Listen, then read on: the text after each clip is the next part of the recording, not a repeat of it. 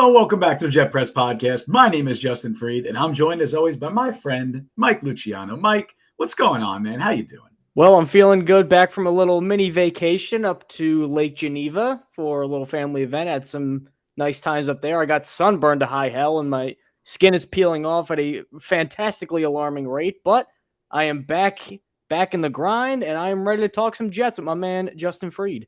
Absolutely. And it's a good day. You know why? Not only because Aaron Rodgers is our quarterback, as we said last week and as we've said multiple times, but because in 24 hours, Mike, the Jets are playing a football game. The New York Jets are playing a football game in roughly 24 hours from now. So that's really exciting. We're going to talk about that a little bit later. We're going to talk about what the hell's going on with Dalvin Cook. He left the Jets without a deal. Are the Jets still the favorites? What's going on? Do we even want him on the Jets? We're talking about that. We're talking about Kwon Alexander, who signed with the Steelers. What are the Jets going to do at linebacker?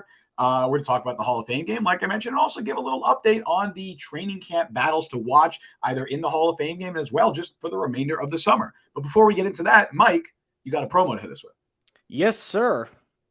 Jets fans, have you signed up for DraftKings yet? Because if you're a new user, you can receive $150 in bonus bets instantly after following just 3 steps. Just make an account, make a deposit, and then wager $5 or more in any sport. Doesn't matter if your first wager wins or loses, you'll still get the $150 in bonus bets. All you got to do is use the code FSBETS, FSBETS, when you sign up.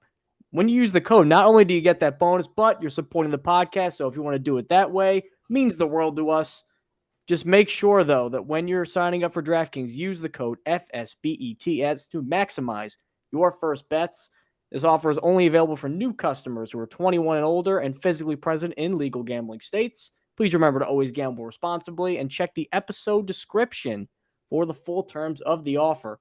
You can also find us on Apple Podcasts, Google Podcasts, Spotify, wherever it may be. You get your podcasts. We are there. We are on YouTube at the Jet Press. We are on TikTok, also at the Jet Press. We got a lot of good reception over on those 2 sites, both vertical and for the long-form replay back of the podcast. If you want to see these 2 ugly mugs in full HD on your phone, you can go and check that out. So let's just dive right in because we almost got football because we got 1 day left and then we got an actual football game. Doesn't count. Preseason, it's guys playing football. We'll take it at this stage. Now, one player who could be on the roster when opening day finally comes around, that Monday nighter against the Buffalo Bills. We still don't know if it's going to be official, but there's been a lot of noise with Dalvin Cook and the New York Jets lately, mostly coming from Dalvin Cook. I mean, if you just hear Dalvin Cook talk, you'd think he'd already signed with the Jets. I mean, he goes on Good Morning Football, and they ask him, are you going to sign with the Jets? And he says, probably, which is a pretty strong indication. He visits in Florham Park. Seems like, by all means, it went well. I mean, I didn't hear anything particularly, anything that really turned him off or that he's turning down the Jets. And actually, earlier today, Aaron Rodgers says he basically would like to rather play with Dalvin Cook than against him, and he responds with a little green heart tweet, so I'm not really sure what that means. I mean, it certainly seems like it's something positive. We've been on the Cook train for a little bit. Me and Justin, for regular viewers, will know that we have kind of differing opinions on Dalvin Cook, even though we discussed him a little bit. Justin is firmly in the do not sign Dalvin Cook camp. He thinks that he's regressed, which I don't know if I'd say firmly. I'd say I'm more indifferent about it. I'm indifferent if they sign him or not. But just to clarify. Anyway, go on. All right. So you'd be less thrilled than I. Yes, I would agree. Signs Dalvin Cook because he thinks that he's kind of lost a step, which is what the Minnesota Vikings seem to think and what most of the league seems to think because no one signed him yet.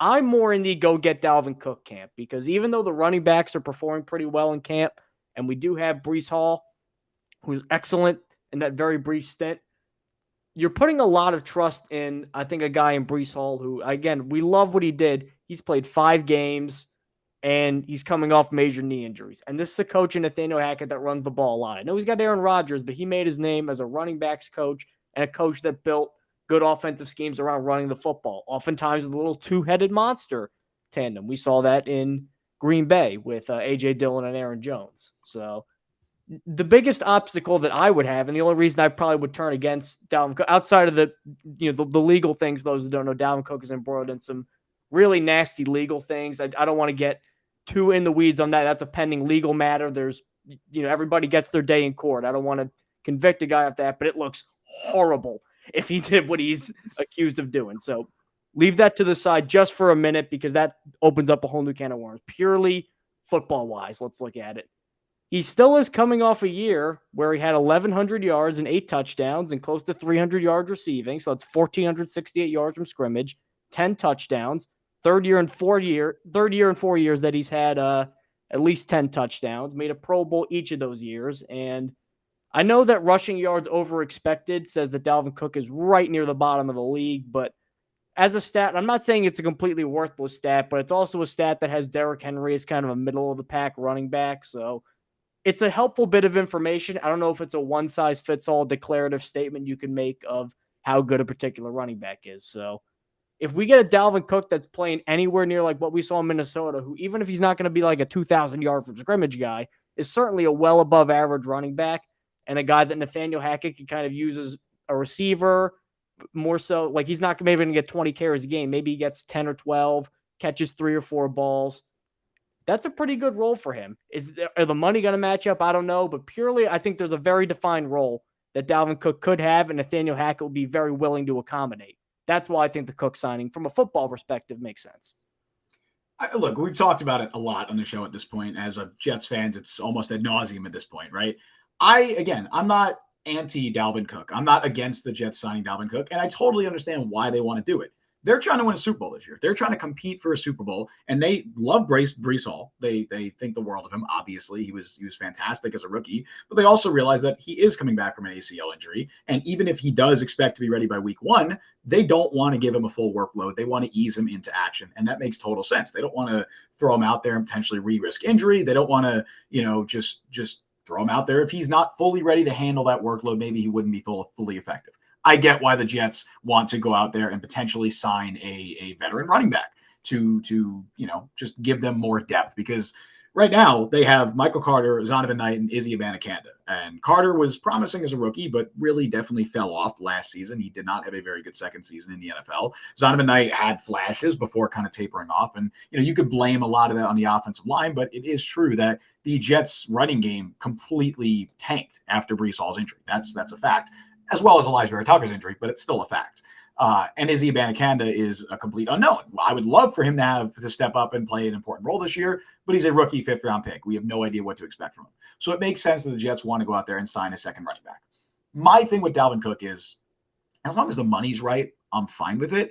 I just don't think it moves the needle very much. I don't think he is a significant upgrade over what the Jets currently have. I think he's an upgrade. I think he is definitely if the Jets were to sign Dalvin Cook, he would be the second best running back on this roster. I don't think that really should be debated, but I don't think it'd be a massive upgrade by any means, because I do think that Dalvin Cook has lost a significant step. The box score numbers might show that he had a good season last year, but I don't have the exact numbers in front of me, but I believe it was from Michael Nania of Jets X Factor I saw before, that if you take out Cook's 2 longest runs last season, he averaged like 3.7 yards per carry, which ranked in the bottom half of, like, if you were to take out every running back's like runs over 20 yards, Cook would rank in the bottom half of running backs. And that's isn't part of the home run hitting ability. Isn't that part of why Dalvin Cook is valuable? I was about to say that is part of what Dalvin Cook's appeal is. He's always been a home run hitter. He's not necessarily, a Raheem Mostert back there. He's a physical runner too, but he's got that home run ability. And I think he still does have that to an extent.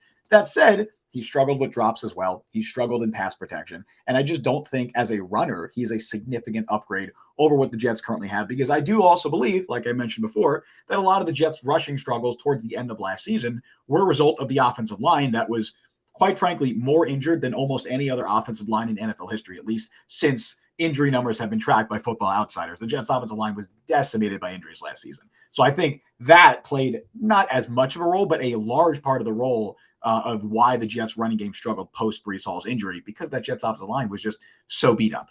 And on top of it, like you mentioned, the off-field stuff, it skeeves me out a little bit. I think it's on a personal level, kind of makes me a little hesitant. I don't think the Jets seemingly care. I will throw this out. It is a little weird that the Jets seem to be very anti DeAndre Hopkins for supposed character concerns, but they have no issues with Dalvin Cook. I mean, yeah, what Dalvin Cook is accused of doing is worse than anything DeAndre Hopkins is. Right. And that's not me saying that, I'm not making a comment about what actually happened, but I'm just saying that it is a little weird to me that they have concerns about DeAndre Hopkins' character concerns and not Dalvin Cook's. Not to mention the caliber of player both of them are at this stage of their career is Right. vastly different. I digress.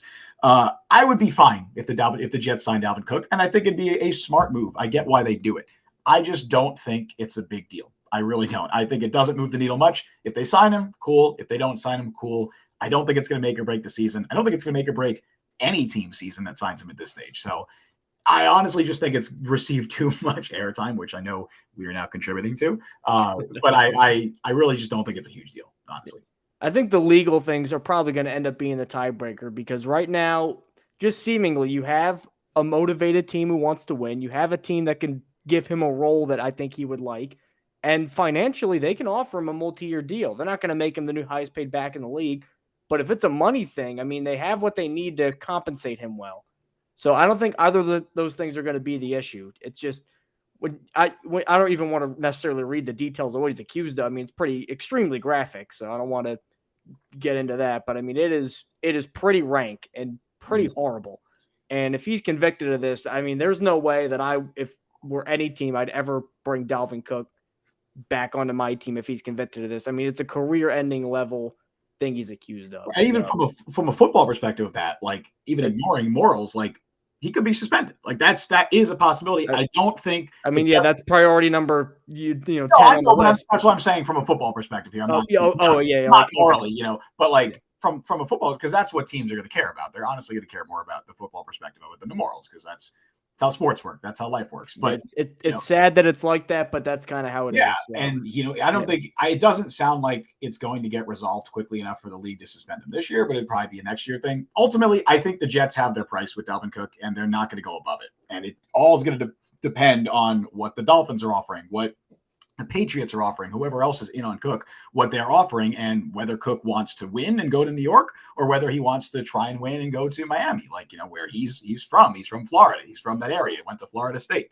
So it's really just going to depend on what Cook wants, because I think the Jets have their price point. And from the reports we've seen, Cook is in no hurry to sign. I don't think the Jets are in any particular hurry to bring him in either. I think especially what we're going to see on Thursday and over the next few weeks is going to be really important, because if the Jets trust the likes of Michael Carter, Bam Knight, Izzy Banakanda, then they're going to be less likely to try and up that offer for Dalvin Cook, because if they already trust their own running backs, they're not going to be as aggressive to sign Cook. So Cook is just looking for, I think, his best opportunity to not only get paid, but to find playing time. And the Jets are seeing how badly they really want him. Well, the problem then, too, is you look at the other teams who's interested in him. It's literally Buffalo, Miami, New England. Yeah. So if you don't get him, he's pretty much going to go to an AFC East team. And I'm cool with that. Well, that's all. I mean, there's going to be egg on your face. I mean, if Michael Carter plays like he did last year and Abanikanda looks like a rookie and Bam Knight looks like a second-year undrafted guy, which is entirely possible on an offensive line that, I mean, they made some adjustments to it, but functionally it's not too different from what they went into last year with. I mean, that's going to be a mighty big risk. And if you come out looking, you come out on the worst end of that, that's going to be, people are going to start getting angry at Joe Douglas, I think. Yeah. Not overall, but for that. So it depends on how Cook plays, obviously, wherever he goes. But I don't think no matter where he goes, he's not going to be RB1. If he went to Miami, he's still not RB1. I know people are saying that. Like Jeff Wilson's not bad, and Raheem Mostert's pretty good. Like I think Cook will get plenty of playing time there, and I think of all the places he'd get the most playing time is probably Miami, assuming Breece Hall is healthy. But I don't think he's RB1 there. He's definitely not RB1 on the Patriots. Despite what Madden might say, he's not better than Ramondre Stevenson by any stretch at this stage. And he's obviously not RB1 with the Jets. He's not going to be taking snaps away from Breece Hall when Breece Hall is fully healthy. So, it's just going to depend on how he plays.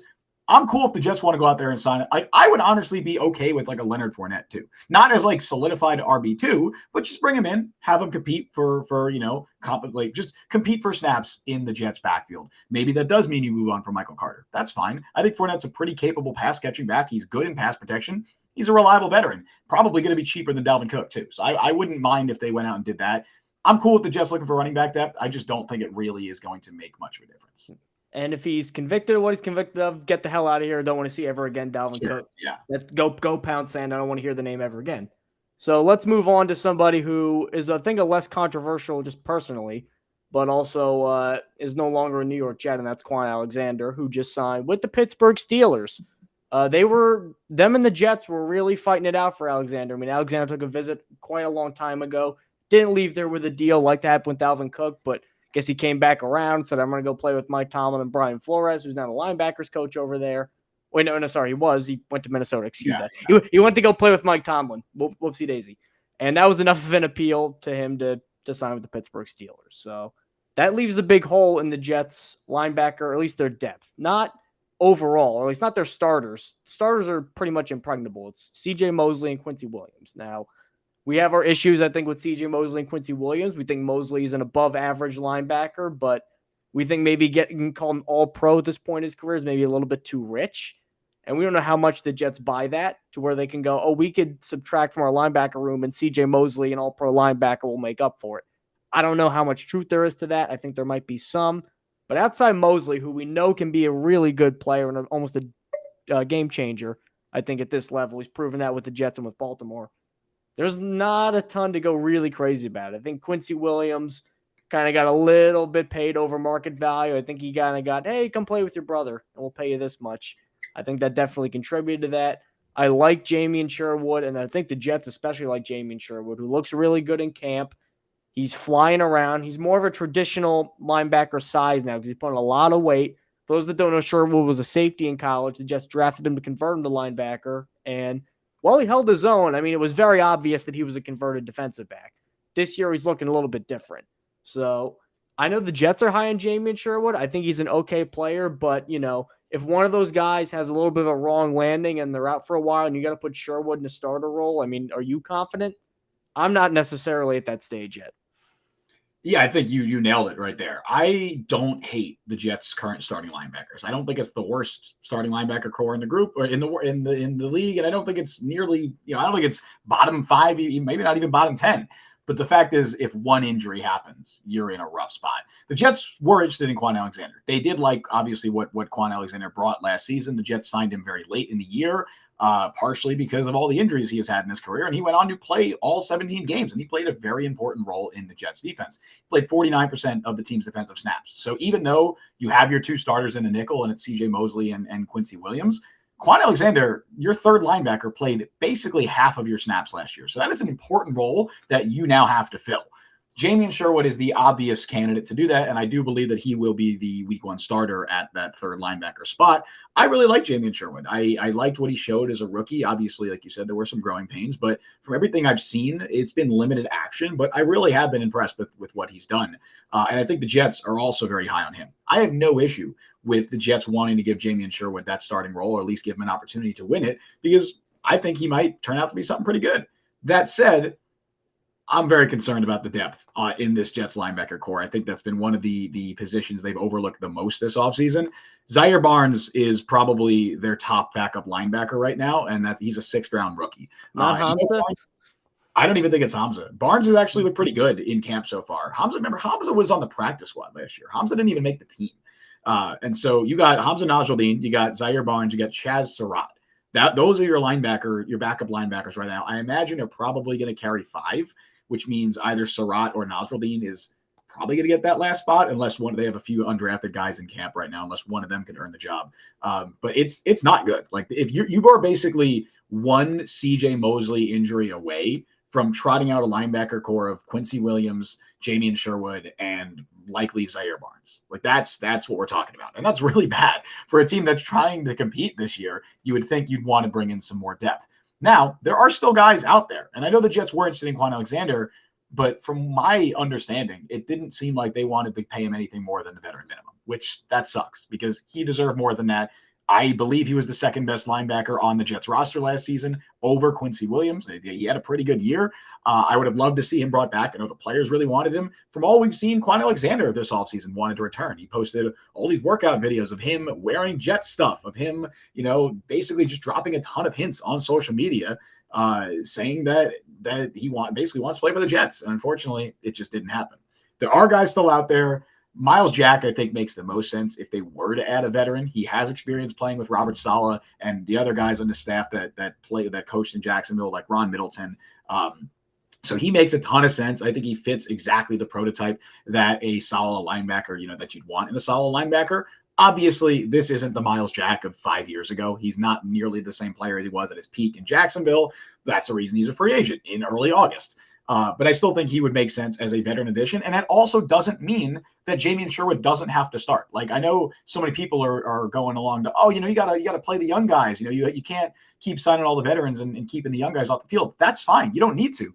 Give me some depth. Give me some actual insurance behind your starters. And I think someone like Miles Jack makes sense. Rashawn Evans is still available, former Tennessee Titans first-round pick. Zach Cunningham, former Houston Texan, is still out there. There's a few names. I would have liked Deion Jones as well, and he also made a ton of sense because he had plenty of history with Jeff Ulbrich, but he just signed with somebody. Carolina, I think. Carolina, yes, it's the Panthers. He's going back to the NFC South. He's off the market as well as Kwon Alexander, but I would love to see the Jets go out there and sign a veteran linebacker because their depth isn't there right now. I just don't think they're super eager to do it. I think at this stage, the most likely outcome for me is I think they'll start like looking around around roster cuts and seeing who gets cut, and maybe they can snatch someone up there, claim someone off waivers. Joe Douglas loves to do that, and he has a long history of success with waiver cuts. So maybe they do something like that. But right now, as it stands, I am concerned about the Jets linebacker depth, and not bringing back Kwon definitely hurts. God, I thought Rashawn Evans was going to be so good coming out of Alabama. I think he got banged up too, but man, he'd be a nice addition. Brian in chat with a nice comment too, though, about the whole Kwon situation, where he said, in fairness to the Jets, Kwon would have made a pretty old linebacker room, which, I mean, Kwon tomorrow, happy birthday, Kwon Alexander, is going to turn 29 years old on August 3rd. So he would have been 29. Quincy Williams would have turned 27. CJ Mosley is 31. But the other thing is also Kwon doesn't have to start. I saw when the Steelers signed Kwon, they didn't guarantee him a starting job. They didn't give him any promises. He didn't need to start. Bring Kwon back. Have him compete with Jamien Sherwood. If you really want to start Sherwood. Let Kwon be the backup. I'm okay with that. And I think by all accounts, he was fine with that too because he signed with Pittsburgh without the guarantee of a starting job. So I really just want depth. I'm all for Jamien Sherwood starting. I really do like Jamien Sherwood, and I think he could be pretty good. Also, I think he could be potentially, if all goes according to plan, this is kind of how the Jets have seen him, as the heir apparent to CJ Mosley. I think they've kind of seen him as a guy who could take over that Mike linebacker role. So I'd love to see him in an expanded role this season. I just hate the depth that they have right now because they have nobody that I trust behind their two starters, three if you want to throw in Sherwood. All right, I will say this. If Kwon can't start on the Steelers team, it's time to hang it up. Do you know who their starting linebackers are? Oh, well, because Jack's gone now.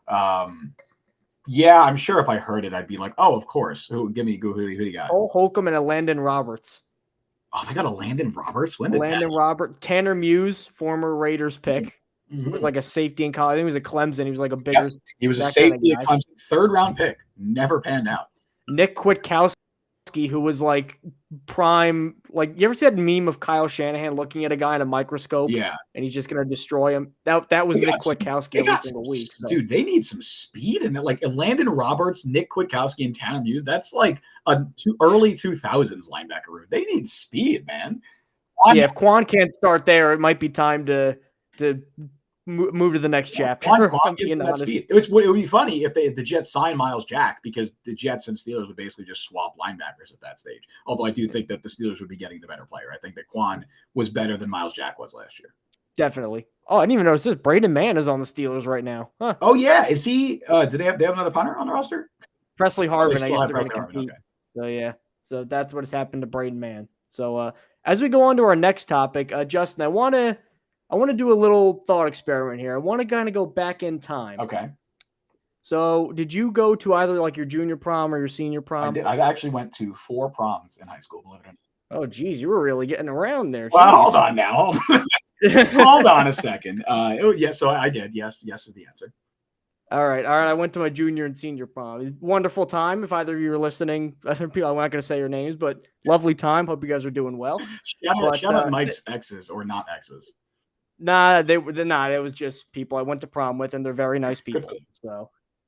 So, but you probably had some nerves, maybe a little bit about, I wonder if I'm going to go with this person. I wonder how this is going to look. Like, you probably had some stuff like that. Yeah. And that's pretty normal for, 17, 18-year-old kid, right? Because that's a big moment. I'm wondering where you're going with this.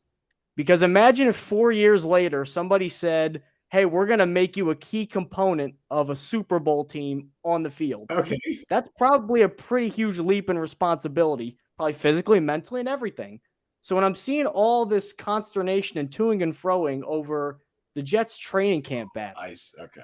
and I'm looking at why isn't Will McDonald why is Joe Tippmann basically taking a red shirt? Like, I think that they don't realize too, these guys are kids. They're 22 years old. You guys, we have some older listeners. We have a lot of like 30s, 40s. You guys remember when you were 21, 22? Would you be ready to help the New York Jets win a championship right now? Physically, mentally, emotionally, anything? It's Hey man, hard. It's Sauce Gardner really did it. hard. Sauce Gardner did it. Oh yeah, the Jets should draft Sauce Gardner with every single pick. Dude, That's what they should do. It's very easy. Like, I don't know why I'm not a GM. That's a very easy strategy everybody can do. So, like, when you look at what the Jets are doing right here, all the fans that I think are really upset, I think it's a product of old thinking, because the Jets have been horrendous dog shit for pretty much 11 years. And because of that, the default, if there's ever like a 50-50 spot where someone's competing for a starting role, it's always, well, let's play the young guy because that way we can see what he's got, kind of thing. Like, that mindset is dead. It is dead as a dinosaur. There's Aaron Rodgers here. He needs vets who know the offense, and he knows guys that he needs guys that he can count on. I don't even like Randall Cobb that much. That's why he's here, because Aaron Rodgers clearly places a premium on that stuff. Being a center in the NFL, I know that there's guys like Creed Humphrey or like a Travis Frederick that came in right away and did it. That's incredibly hard. You're the quarterback of the offensive line. You're making all sorts of calls, and you're going to learn on the fly while Aaron Rodgers is your quarterback. That's going to be hell. You can't have too many guys kind of doing on-the-job training. We're trying to win a Super Bowl here. So I get that some people are, why isn't Will McDonald taking a ton of first-team stuff? Why is Joe Tippmann basically going to redshirt, and they're letting Connor McGovern and Wes Schweitzer battle out? It's probably going to be McGovern who ends up being the starting center. Like, fans just got to realize, too, they're not in the development play the kids era anymore. We need specific veterans who can do specific things very well. This is not just open mic, let's see what everybody's got. I get that you want to see the young guys. I get that it looks bad if Joe Douglas has another draft where he performs poorly, especially looking about how bad 2020 and 2021 were in totality. But, guys, you got to slow your roll here. Expecting kids this young to come right in and be Aaron Rodgers level playmakers at their positions, that's just not realistic. I'm still getting over your transition to the segment, but excellent work as always. Hey man, you got to spice it up, man. You had me on the edge of my seat. I didn't know where you're going with it, but this makes sense. That's called storytelling. That was good. Yeah, I mean, obviously, like you said, Jets fans have kind of quickly, and I think myself included at times, you can get a little too, I think the whole thing with Joe Tippmann is people, when the Jets Tippmann mostly when the Jets drafted Joe Tippmann, the expectation was, by many fans at least, was that, he's a plug-and-play starting center, right? That was the expectation. The Jets did bring back Connor McGovern before the draft, but he was given a dirt cheap contract. The expectation was that, Tippmann is going to start week 1. Now, Tippmann isn't even competing for the starting center job. So I think that is what fans are most upset about, and I get that to an extent. I do. I'm a Connor McGovern fan, and I know that there's not a lot of those out there. There's not a lot of Jets fans who are fans of Connor McGovern. I don't think he's the best center. I like the guy, even though I keep calling him Conor McGregor on the show. I like Connor McGovern. I don't think he's the best center in the world, but I think he's the best Connor McGovern in the league, and there's 2 of them, so that's saying something. But I think that he's a quality starting center. I think he's about a league average starting center. I was very surprised that the Jets were able to get him back for as cheap as they did. I don't know if he would have had better offers elsewhere, or if he would have had better offers elsewhere, or if he just wanted to return to Jets. I don't know what it was, but I was very surprised. They're paying him under $2 million a year this season, which is crazy. It does seem very likely that he is still your week 1 starter. I am surprised that he is competing with Wes Schweitzer for the backup center job and not Joe Tippmann. I'm really interested to see what Tippmann can do in the Hall of Fame game, because I'm sure he's going to get a ton of action there, which is going to be great. But from what it sounds like, it's not even that Tippmann is performing poorly in practice. It's not like he's playing bad, although he did have a couple of bad snaps I saw, but that's hardly a death sentence, especially for a young center who primarily played in a run-heavy offense in Wisconsin and didn't snap out of the shotgun a lot, so he's still getting used to that. So it's hardly a death sentence for him. But I think it's more so the Jets just don't really want a rookie center with Aaron Rodgers. That's what it sounds like. They don't really, whether it was John Michael Schmitz, whether it was Joe Tippmann, They didn't want a rookie center with. They could flip Schmitz and Tippmann on both teams, and the same conversation would be Probably, happening in the same because team. John Michael Schmitz has much less competition with the Giants, right? He was drafted, of course, 14 picks later, and it does seem very likely that he will be their week 1 starter. But also, it's a very different situation with the Giants. He doesn't have the same competition. The Jets did bring back Connor McGovern, who is a good center. I think he's a fine player. He had a rough first year with the Jets, and I think that's why a lot of fans kind of got down on him. But since then, he's been all right. He's not been bad. Schweitzer, I don't want him starting in any capacity. He's a Dan Feeney. I think he should fill that Dan Feeney role, be your top backup interior lineman. That's fine. I don't want him starting, and I don't think he's going to start. And I think the Jets really tipped their hand because McGovern is not playing in the Hall of Fame game, whereas Schweitzer is, because Robert Saleh specifically said that there's a few offensive linemen that are competing for starting jobs that are going to be playing in the game, but they're sitting out Elijah Vera Tucker, they're sitting out Laken Tomlinson, and they're sitting out Connor McGovern. So that certainly seems to indicate that McGovern will be your week 1 starting center. I think my bigger issue with the Tippmann McDonald thing just comes back really to the first pick, to that Will McDonald selection. And obviously, look, I'm going to die on this hill until Will McDonald proves me wrong and I look like a moron. But I will die on the hill that I would have preferred Jackson Smith-Njigba with that number 15 overall pick. Could be very wrong. It's August. Will McDonald could be the best pass rusher in NFL history. I could look like an idiot. My logic behind it is I just think Jackson Smith-Njigba would have made a greater impact in the Jets over the next couple of years. And I think that's the window you really have for a Super Bowl with this team, where you're trying to compete with Aaron Rodgers. He's here for 2 years, maybe more. You hope it's more. You hope it's 3. You hope it's 4. But I think realistically, we're looking at he's going to be here for the next 2 years, right? So Will McDonald is probably not going to be a prominent player on either of those next 2 teams. He's definitely not going to be a prominent player this year, barring injury. And I don't think he's going to have a starting role next year because John Franklin Myers is coming back unless they pay a lot of money to get out of that contract. Jermaine Johnson's coming back. We don't know about Carl Lawson. We don't know about Bryce Huff, but those 2 guys are going to be back. So Will McDonald probably isn't going to be a starter next year either. And if that's the case, I think it's a weird use of your first pick and your first 2 picks to draft players who are not going to play this year in a year you're trying to win the Super Bowl. Obviously, there's a fine line to walk when you're an NFL team, when you're an NFL general manager. You're trying to not only supplant, or build your current roster, but you're trying to build a roster for the future. You're trying to do both. I think the Jets leaned a little bit too much towards development when they probably should have been, leaning the other way, given that they have a pretty short Super Bowl window. That said, maybe I'm wrong. Maybe I'm an idiot. Joe Tippmann could start 20 years for the Jets. I have no idea. Will McDonald could be the next Jason Taylor. He could be the next John Abraham. These are weird names I'm pulling. I don't know why I'm specifically pulling those names, but he could be great. He could be amazing. He could be the next Dwight Freeney. I don't know. But I just, as it stands right now, I do think it was a weird draft approach. And I think that is what the Tippmann working exclusively with the 3rd-team offense, it kind of highlights that for me. And it kind of just reinforces the opinion I already had about that. Before I break this remote that I have in my hand for my air conditioning, before I do No. There is no such thing as a win now draft. It is an oxymoron. I agree. You can get players. They could have gone all in and done what? Took another 21-year-old kid? Use your noodles. No, I agree. It's not about that. Even if they take, not you specifically, this is like the cacophony of Jets Twitter voices I'm seeing parrot this take. Even if they took Jackson Smith-Njigba, or I remember right after the draft, he's like, oh yeah, I would have liked Dalton Kincaid, and I thought he was nuts, but let's just say they get one of those 2 guys. Like, this would still be happening. The Jets probably don't want to play a lot of their rookies, especially because Aaron Rodgers, you really got to earn respect from him. Not like he's like a mafia boss or something like that, but as a receiver, he's not going to throw to you unless he knows that you know the routes and you can be here at this time. We saw that even last year in Green Bay.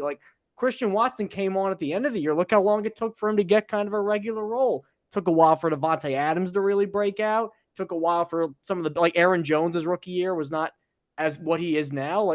It takes a little bit with Aaron Rodgers.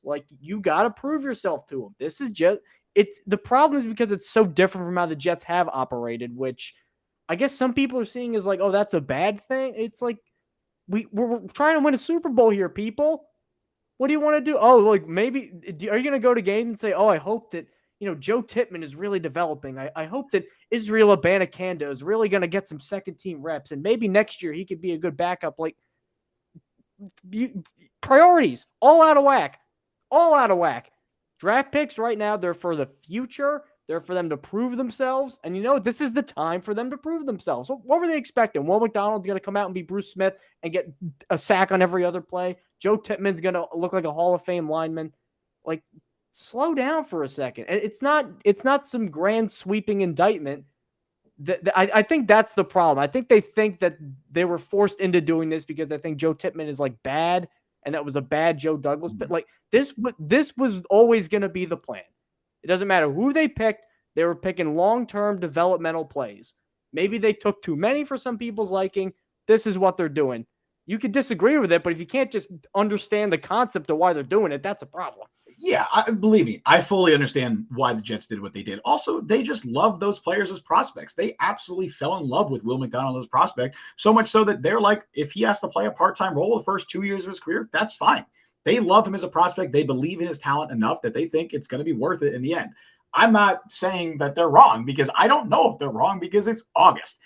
They've not played a game in the NFL. I'd be an idiot to sit here and say this was a bad pick. This was a mistake of a pick because we don't know. We have absolutely no idea. So as much as I'm saying this is not how I would have gone about it, and I'm questioning their draft strategy, I'm not saying it's a bad strategy or the wrong strategy. I don't want to be grouped in, not necessarily to you, just other people. So I don't want to be grouped in with the people on Twitter saying, "Oh, Joe Tippmann's a bust," because like the shout out Joe and Clark or whatever his name is on Twitter that I've seen getting kind of roasted the last day or two for saying that the Jets should have drafted John Michael Schmitz and then not even knowing his name or where he went to college. I'm not that guy, right? I'm not that guy. All I'm saying is that I'm questioning their approach, and I think they could have done things that would help them succeed in this small Super Bowl window more than they did. But also, I would have just signed DeAndre Hopkins. Like, I would have also just done that. I would have signed DeAndre Hopkins, cut Corey Davis, and then not draft the Jackson Smith-Njigba because I don't think you need to at that point. But that's just me. I'm not running an NFL team. I'm sitting here talking to a microphone sitting in my room, right? That's all I'm doing right now.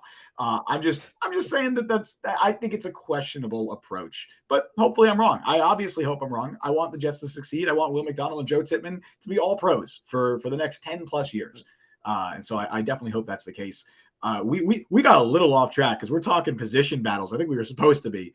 Well, no, Tippmann's a position battle, I'd call it. You're right. So. It is. And Joe Tippmann running with the third string. It does seem like as a final update for that I believe Connor McGovern will likely be your week one starting center.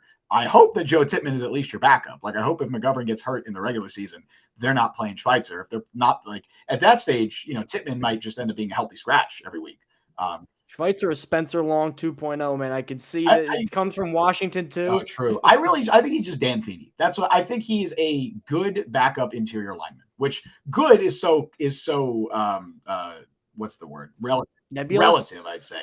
Because sure, that too. But like, it's relative because he's not a good offensive lineman. But in terms of backup offensive lineman, there aren't many good ones. So I think he's an above average to very good backup offensive lineman. I don't want him starting. I don't want him at center. I don't want him at guard. If he's starting because of injury, that's fine, but he should not be starting. But I think that's what's going on with center. Let's talk about a different position. Let's talk a little bit about wide receiver, specifically wide receiver 6, because it's been almost 40 minutes of us doing the show, and we have not mentioned the name Jason Brownlee. And I feel like that's a crime. And I feel like we deserve to give this man the shine that he deserves, because Jason Brownlee is killing it in training camp right now.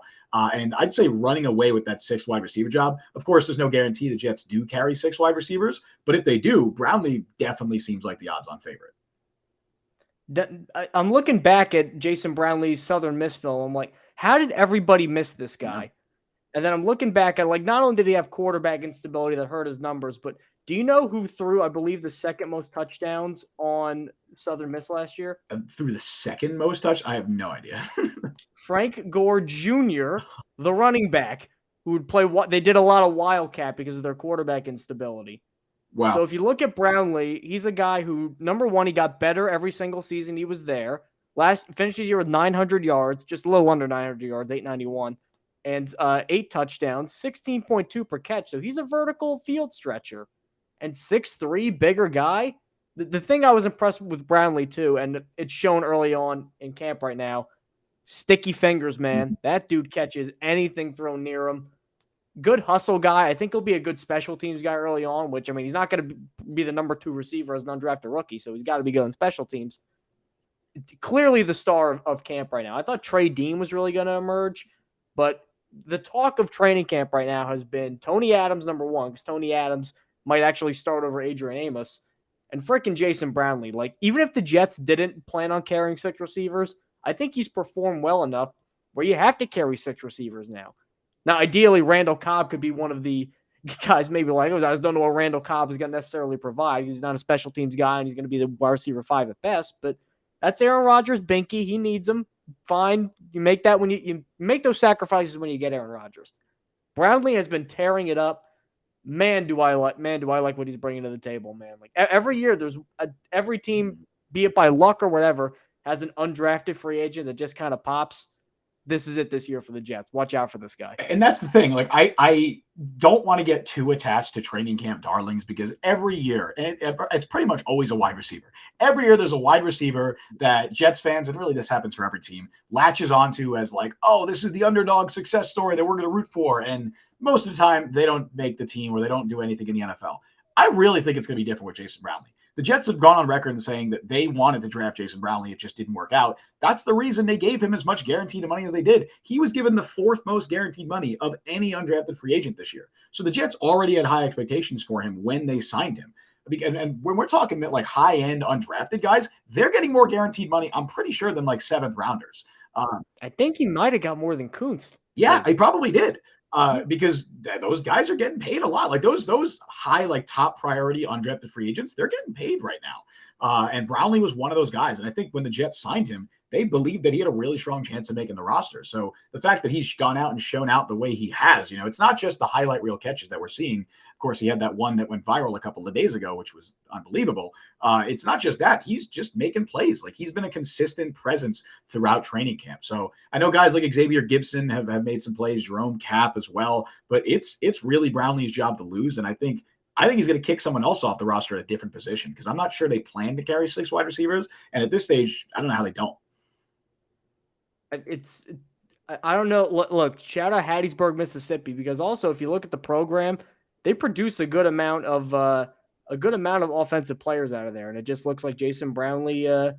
That Brownlee's the next guy. I also want to highlight the safety position too, because Tony Adams is really, really balling out. I still don't think he ends up starting over Adrian Amos. I think that might be too big of a bridge to cross. I know that the Jets want to play the best guys and all that, but I feel like they're going to give Amos every opportunity to show that he can't be the starter before they turn it over to Tony Adams, which might be fair because we have probably 6-7 years of tape saying Adrian Amos can play safety at a high level in this league. Mm-hmm.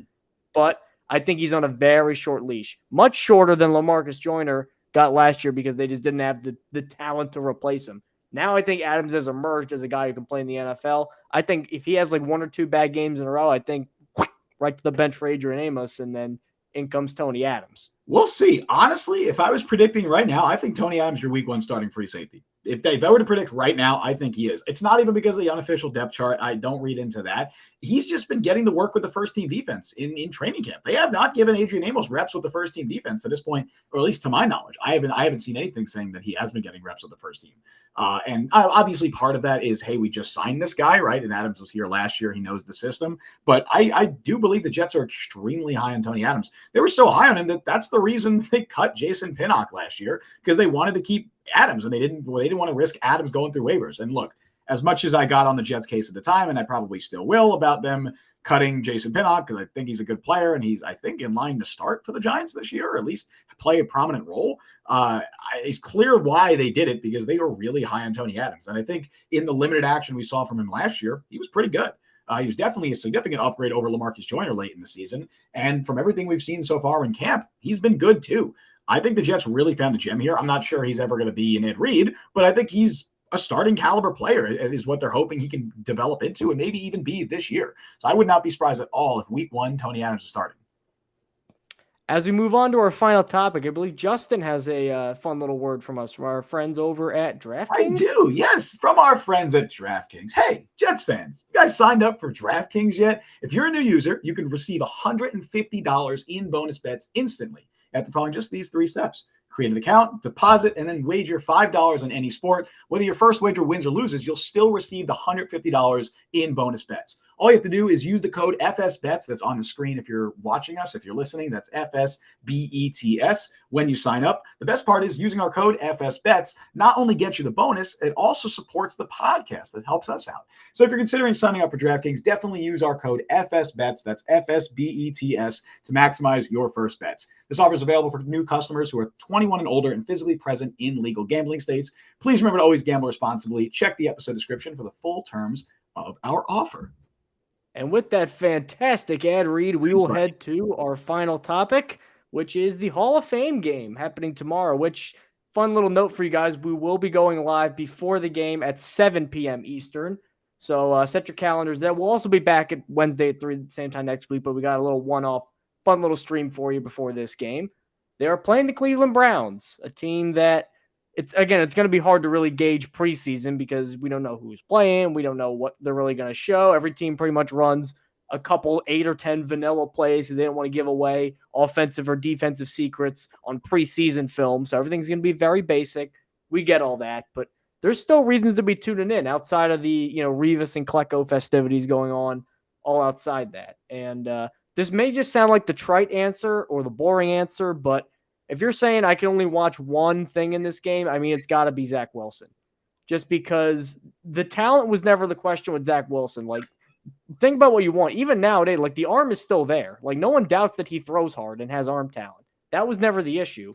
It was always between the ears. Not only just the mental side of football, being able to process things, having good footwork, having good pocket presence.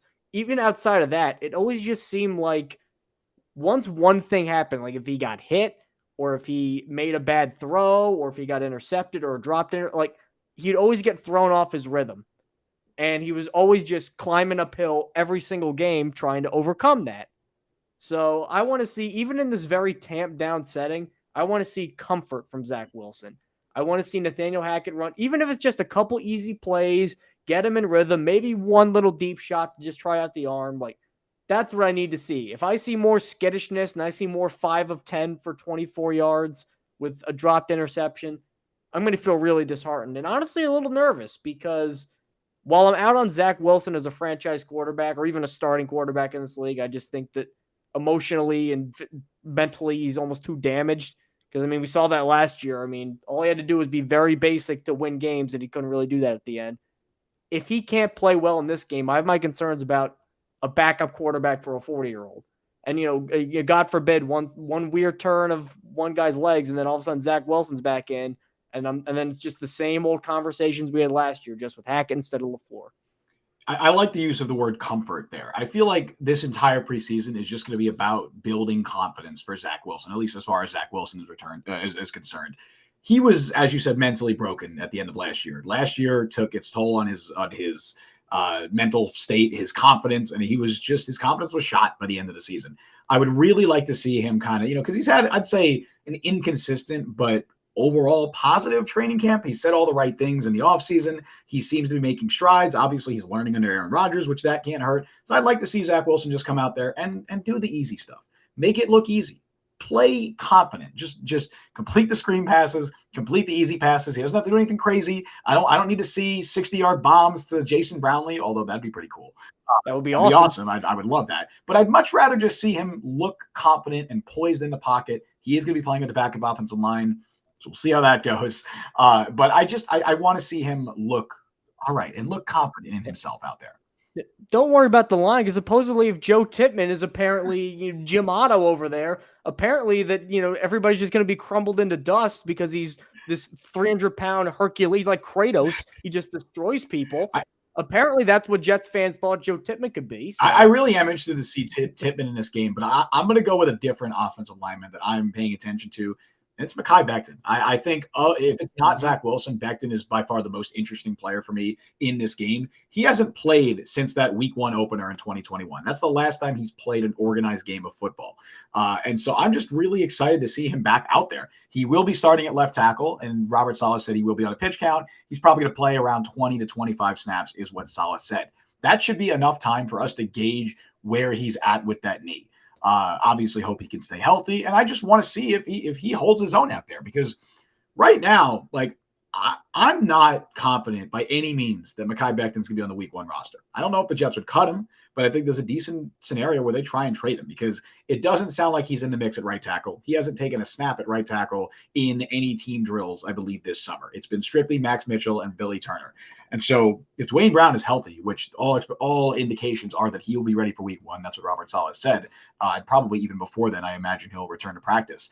So if Dwayne Brown is healthy, you got Max Mitchell and Billy Turner. One of them is starting at right tackle. The other is your swing tackle, because even though they prefer Mitchell at right tackle, he has been taking some snaps at left tackle. I think he's been better at right tackle, but regardless, both of them are making a team. One of them's your starter, one of them's your swing. And you also have Carter Warren, who's not going anywhere. The Jets just drafted him in the 4th round. So does it make a ton of sense to carry a backup left tackle who is your 5th offensive tackle on the roster? I mean, presumably he'd be your top backup left tackle, but I don't know if it makes sense to carry 5 offensive tackles if one of them can only play one side of the offensive line, and that guy's going to be a free agent at the end of the year. So I think it's totally feasible that the Jets try and trade Makai Becton. I obviously would love to see him just come out there and win the starting right tackle job. Like that would be ideal. But either way, I want to see, whether it's for trade value, whether it's for hopefully him revitalizing his career with the Jets, I just want to see how he looks. I really want to see that, and I want to see him look healthy, and I want to see him look confident, just like Zach Wilson, and just hopefully he holds his own out there and plays well. That's somebody I'm keeping an eye on. You ever hear the phrase "looks like Tarzan, plays like Jane"? Yeah. Yeah, like that might apply to Makai Becton a little bit. Not because he's, weak or timid or anything like that, but there's really no substitute for live reps in the NFL. Just the physicality, like the feeling of the contact. Like, you can't replicate that in practice, no matter how hard you try. So we're literally going to see a guy who basically for 3 years has had one game of like that level of live speed and a couple preseason games. Like, whoop-de-doo. Like, that's really all we've seen of him playing at either the highest gear or a high gear. Like, is he even still the same player that he was at Louisville or doing his rookie year with the Jets? Like, because you go watch that old film, I mean, he was nasty. Yeah. He had a mean streak to him. Like, physically, does he feel limited? Because if you feel physically limited, I don't know if you can have that same sort of demeanor about you. If he does, fantastic. That's what I'll be watching for too. Like, honestly, let's see some chippiness. Even get a little aggressive in there. It's the preseason. You're not going to, win or lose any sort of awards in there. Like, if I just see aggression and physicality, like, that's how I know. I think physically, that'll be a good sign to know that he's up to it, that the knee's up to it. If he's like passive and and we see a lot of hesitations, I'm like, I don't know. It's that scene in Talladega Nights when Ricky Bobby comes back racing and everybody's going fast and then he's going like 25 miles an hour. He's like, why is everybody going so fast? That's what I'm envisioning the nightmare scenario being for Makai Becton. I hope that doesn't happen. Yeah, I want to see him look confident in that leg. I don't want to see him look timid out there, like you said. Yeah, I want to see him look aggressive. I want to see the Makai Becton that we saw in his rookie season, because that player was damn good. Like, people forget, and I bring this up a lot. There was, the ESPN preseason polls that they do where they ask 50 league executives, coaches, players, whatever, to rank the best players at every position. Going into that 2021 season, Makai Becton was ranked as the 6th best offensive tackle in football on that list. Right? It's very easy to forget that. It's very, very easy to forget that. And obviously, so much has happened since then. But that just shows the talent he had and how highly he was received around the league. He looked like a future star offensive tackle in the NFL. So I want to see shades of that player, whether it's with the Jets, whether it's with another team. I want to see him succeed, because the dude's been through a lot. And I want to see him come out there, and I want to see him dominate. And with that, I think we'll call time on this episode of the Jet Press Podcast. Check in tomorrow, 7 p.m. Eastern Time. We'll go live before the Hall of Fame game, doing a little bit of a preview, maybe share some memories of Darrelle Revis and Joe Klecko as they finally get enshrined among the immortals of the game. I'm not going to attempt to do a John Facenda voice, but you know what, you get the sentiment. So with that, thanks for joining us here on YouTube, on Facebook, wherever you may be. If you're driving home listening to the podcast, thanks for supporting the show. Justin, take us home. Absolutely. Yeah. Be sure, like Mike said, we will be back 7 p.m. Eastern Time tomorrow. Hall of Fame preview, whatever, basically an extended segment of what we just did right now, just talking about some of the stuff to watch. But anyway, thank you all for joining us on the show today. You can follow Mike on Twitter at @ByMikeLuciano. You can follow me on Twitter at Justin T. Freed. Follow the Jet Press at the Jet Press. Download the Jet Press podcast wherever you get your podcasts. Also check us out on YouTube. Subscribe, like, hit that notification bell. We're on TikTok. Make sure you follow us over there. We stream live every Wednesday at 3 p.m. Eastern time, and we'll be back tomorrow at 7 p.m. Thank you all for listening to the Jet Press podcast. I've been Justin Freed. That has been Mike Luciano. We'll see you guys tomorrow. See you folks tomorrow.